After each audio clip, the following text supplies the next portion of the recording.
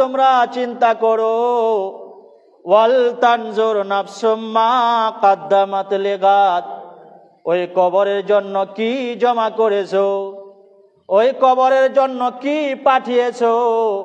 বান্দারে, তুমি যদি 5 ওয়াক্ত নামাজ পড়নেওয়ালা হয়ে যাও, তুমি যদি 5 ওয়াক্ত নামাজি হয়ে যাও, নামাজিওয়ালা হয়ে যদি তুমি মারা যাও, তাহলে ওই নামাজ তোমার জন্য কবরে ছাতা হয়ে যাবে।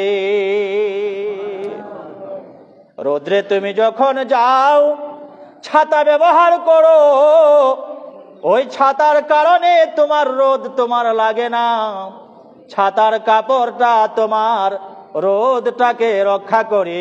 তুমি যদি নামাজিওয়ালা হও, তাহলে আমার আল্লাহ তাবারক ওয়া তাআলা এই নামাজের বিনিময়ে তোমাকে কবরের আযাব থেকে হেফাজত করবে।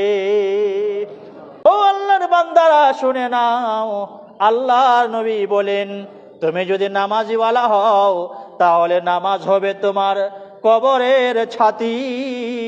আর তুমি যদি রোজাওয়ালা হয়ে যাও, রোজা হবে তোমার কবরের বাতি।